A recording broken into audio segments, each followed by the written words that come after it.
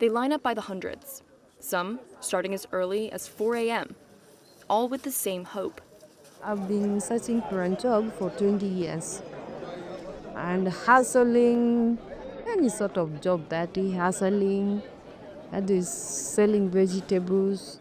To land one of the million jobs the Kenyan government aims to fill over the course of the year. It's one of the country's most ambitious employment initiatives ever. But the jobs aren't in Kenya.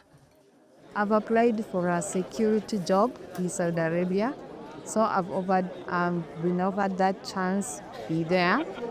So I'm grateful. At this recruitment fair, in the south central town of Machakos, job seekers are interviewed by private recruiting agencies. They represent employers in wealthy European, Middle Eastern, and other countries. And officials hope young Kenyans can gain skills and income that will boost their domestic economy. You will get a letter, a government letter.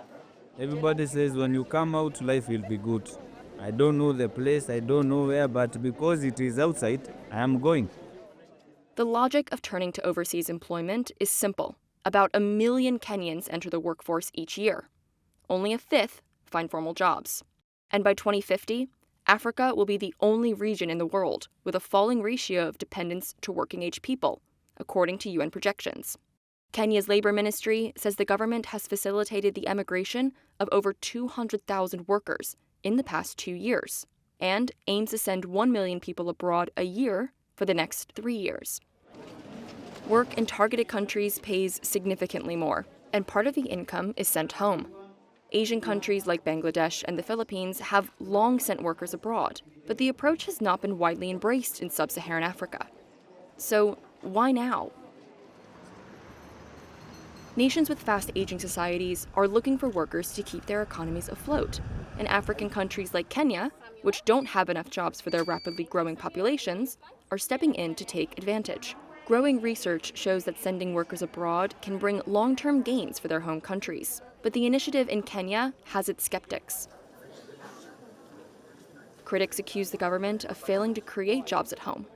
Many fear a loss of much-needed skills.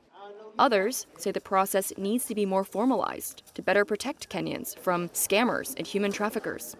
But the country's labor minister argues it makes sense to send workers abroad to gain experience, since the government can't hire them all. We don't want people to rot at home. You have this skill. You finished medical school. You've done your internships. You've done everything you need to do. And you're 4 years at home without teaching anybody. Why don't you get an opportunity to go and, utilize that skill elsewhere and then be able to come home? The strategy is not without risks. There's been a swelling backlash against immigration in Europe and the US recently. Take Germany. It signed an agreement with Kenya in September to relax some requirements for employers keen to bring in skilled workers. But opinion polls there show anti-immigration sentiment is rising. The coalition that struck the deal is facing a snap election, and its left-leaning parties are trailing behind right-wing opponents, pushing for tougher migration policies. But Sebastian Groth, Germany's ambassador to Kenya, says his country is feeling the impact of a skilled labor deficit of up to 400,000 workers a year.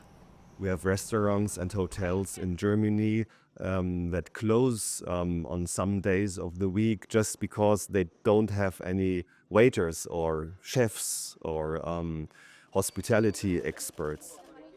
For workers hungry to go abroad, the path is still not an easy one.